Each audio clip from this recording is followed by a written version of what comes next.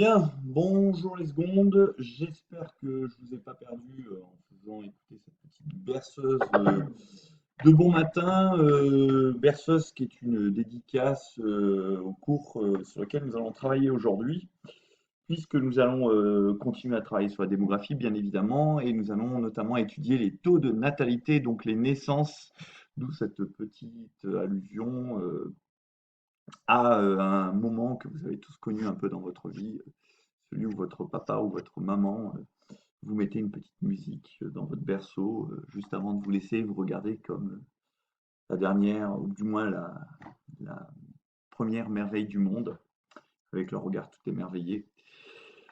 Et depuis, ben, vous avez grandi et ça a changé. Maintenant, ils vous crient dessus, ils vous disent de ranger votre chambre, d'apprendre vos leçons, bref, des parents, quoi. Bien, alors nous allons poursuivre donc ce cours sur la démographie. Lors de la séance précédente, dans un grand 1, nous avons étudié l'inégale répartition de la population dans le monde. Et aujourd'hui, dans un grand 2, nous allons nous intéresser aux différences de développement des populations à l'échelle mondiale. Réflexion que nous allons mener autour de la problématique suivante. Quel est le lien entre développement et croissance des populations? On va voir qu'il y a un lien clair entre la croissance des populations et le développement de ces populations. Et pour voir justement le lien entre ces deux notions, celle de développement et de croissance des populations, eh bien, on va étudier un outil démographique universel, le schéma de la transition démographique ici présent. Alors, pour mener ce cours, je m'appuierai également sur votre manuel de géographie, avec la double page 126 et 127, qui vous représente ici les trajectoires démographiques dans le monde, donc avec trois figurés de surface de couleurs qui vous indiquent en orange, jaune, du moins en orange, donc les pays qui sont dans la phase 1 de la transition démographique, donc ce qui correspond à ce moment ici, sur lequel on reviendra. Donc un début de transition avec des natalités fortes et des mortalités qui baissent, donc surtout les pays qui sont localisés en Afrique et au Moyen-Orient. Ensuite, en jaune plus clair, on a les pays qui sont en phase 2, donc ici, c'est-à-dire la phase d'achèvement de la transition démographique qui est caractérisée par une forte baisse de la natalité. Donc ça, c'est plutôt le Maghreb, l'Inde, l'Amérique centrale, le Venezuela, la Colombie. Et enfin, en vert, tous les pays qui sont dans une situation post-transitionnelle, c'est-à-dire qui ont terminé leur transition démographique avec une croissance faible ou négative pour certains, comme le Japon, et des taux de mortalité, donc dans ce cas-là, supérieurs au taux de natalité. Rappelez-vous l'étude de Cass au Japon. Eh bien, c'est surtout les pays dits en économie du Nord, donc l'Europe de l'Ouest, l'Amérique du Nord, la Russie, l'Asie de l'Est, la Chine, la Corée du Sud, le Japon, l'Australie, la Nouvelle-Zélande et la majeure partie d'Amérique du Sud, avec notamment le Brésil, le Chili et l'Argentine. Alors, je dis dans ce petit 1 que c'est un outil démographique universel, la transition démographique, car en fait, l'évolution démographique des populations, elle suit un schéma quasiment universel, c'est-à-dire qui est le même partout dans le monde, sauf s'il y a eu éventuellement dans certains pays des accidents démographiques. Alors, ce qu'on appelle des accidents démographiques, je vous le répète, ce sont par exemple des forts taux de décès liés par exemple à des famines ou bien à des guerres ou bien à des périodes d'épidémie. Par exemple, si on étudiait, je ne sais pas moi, la transition démographique dans un pays comme le Rwanda, forcément, il y aurait un fort taux de décès en 1993, année qui correspond au génocide rwandais.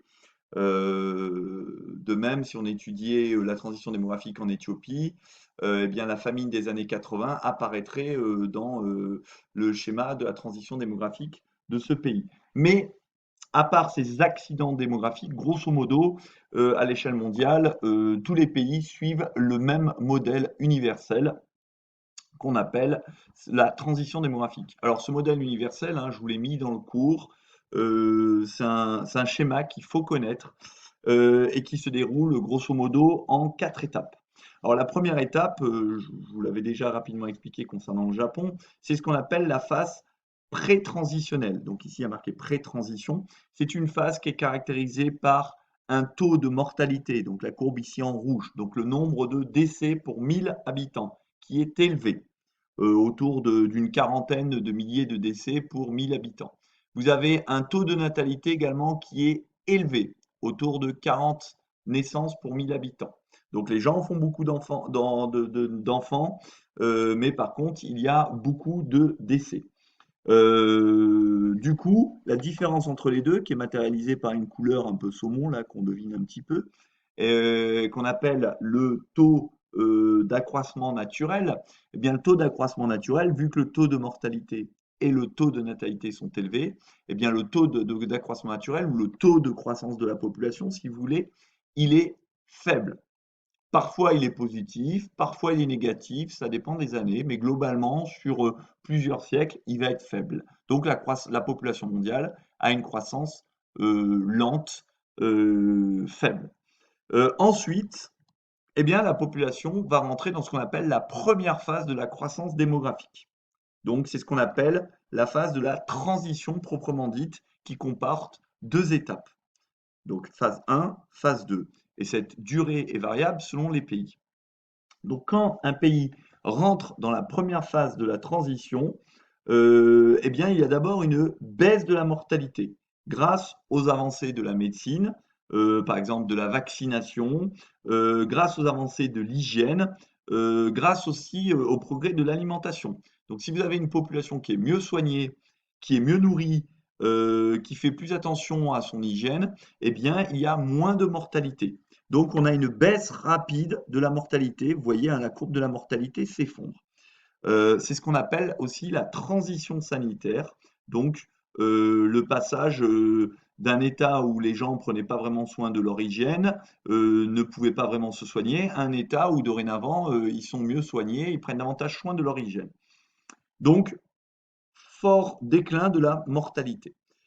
Puis, la natalité va petit à petit, au début elle reste forte, la natalité, donc la différence entre les deux, ce qu'on appelle la croissance de la population ou la croissance naturelle, il est fort, hein. Donc il y a beaucoup plus de naissances que de décès, donc la population à ce moment-là, elle va beaucoup augmenter, ce qui est matérialisé par cette courbe-là. Puis petit à petit, eh bien, la natalité, elle aussi, va commencer à décliner. Mais vous voyez, ce déclin est un peu plus tardif. Donc il y a une adaptation de la natalité liée à un changement de comportement donc démographique, notamment le fait que les femmes sont de plus en plus émancipées, c'est-à-dire s'éloignent de la tutelle des maris, de la famille, et vont commencer par exemple à travailler. Et il est prouvé que plus les femmes travaillent, plus le premier enfant qu'elles vont avoir, elles vont l'avoir tard. De même, les femmes vont avoir, par exemple, dans de plus en plus de pays, recours à la contraception. Donc pouvoir contrôler les naissances et donc faire moins d'enfants. Donc le taux de natalité va diminuer. Il va continuer à diminuer, notamment dans la deuxième phase, et vous voyez que parallèlement, le taux de décès continue à diminuer. Donc l'accroissement naturel, il reste encore élevé, et puis on voit qu'à la fin de la deuxième phase, eh bien, regardez les deux courbes, le taux de natalité et, non, pardon, le taux de mortalité, non, c'est ça, le taux de natalité en bleu et le taux de mortalité se rapprochent considérablement, ce qui fait que l'accroissement naturel, à la fin de la transition, devient faible. Et puis, on arrive dans la phase post-transitionnelle, qu'on appelle aussi la phase de transition achevée, c'est-à-dire que cette phase-là est terminée. Eh bien, qu'est-ce qu'on a? On a un taux de natalité qui est faible, très bas, autour de 10, 12 naissances pour 1000 habitants. On a un taux de mortalité également qui est très faible, pareil, autour de 10, 12. Et du coup, l'accroissement démographique, vous voyez, il est extrêmement faible. Et dans certains cas, même pour le Japon, on a vu que le taux de natalité devenait inférieur au taux de natalité, le taux de natalité, pardon, devenait inférieur au taux de mortalité, donc il y avait plus de naissances que de décès, et donc la population japonaise allait décliner, allait diminuer. Donc en tout cas, dans cette phase, cela se traduit par un vieillissement de la population, comme au Japon, mais aussi comme en France, comme en Italie, comme en Russie. Et ça pose des problèmes concernant notamment le non-renouvellement, pardon, des populations. Donc, cela est lié également au niveau de développement des pays concernés, hein. On va voir que selon que vous soyez un pays développé ou un pays entre guillemets en voie de développement, eh bien vous n'êtes souvent pas dans la même phase de la transition démographique. Et donc dans le monde, cela est variable selon les pays, ce qu'on va voir dans le petit 2. Donc dans le petit 2, maintenant, on va voir que la croissance démographique est très variée selon les territoires. Alors vous m'excuserez, hein, je n'ai trouvé, pour m'appuyer sur un document, que ce schéma de la transition démographique par territoire qui est en anglais, hein, mais je vais vous le traduire. On retrouve nos quatre phases, hein, plus une phase 5 qui est la situation post-transitionnelle que l'on trouve au Japon, par exemple, avec un taux de décès qui est supérieur au taux de naissance.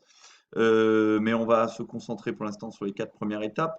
Donc, ce qu'on appelle la phase pré-transitionnelle, c'est-à-dire qu'avant que la transition démographique démarre, c'est-à-dire la phase dite ancienne, quand il y avait beaucoup de naissances et beaucoup de décès. Eh bien, aujourd'hui, cette phase a quasiment disparu pour tous les pays du monde, hein.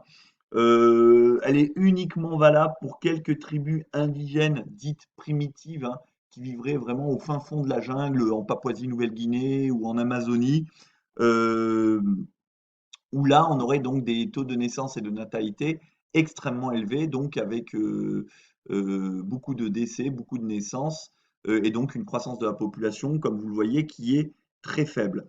Donc là, beaucoup d'enfants sont sous-alimentés, meurent de faim, et meurent dans leur jeune âge, hein. Il y a une forte pression religieuse, sociale qui encourage la natalité. Il n'y a pas de planning familial, hein, donc pas de contraception. Il y a encore la présence de famine, de maladies. Il y a peu de connaissances médicales, hein, dans ces forêts tropicales, très loin du monde dit civilisé. Donc beaucoup d'enfants meurent. Mais ça, c'est valable vraiment que pour quelques tribus indigènes dites primitives. Ensuite, donc, on rentre dans la première phase de la transition, donc qui est découpée en deux périodes, hein, quand il y a encore beaucoup de naissances, mais que les décès commencent à décliner. Donc ça, c'est surtout dans les pays de l'Afrique subsaharienne, comme par exemple le Kenya, mais aussi le Mali, la Guinée, le Niger, le Soudan, la Somalie, une partie de l'Inde et l'Amérique centrale, et aussi l'Égypte, comme il est indiqué ici. Donc, beaucoup de naissances et par contre, le taux de décès qui décline rapidement, on a expliqué, hein, notamment en raison des progrès des soins médicaux, des meilleures conditions d'accès à l'eau et des conditions sanitaires. Donc, moins d'enfants vont mourir. Ça, c'est pour la première phase. Ensuite, dans la deuxième phase de la transition démographique, on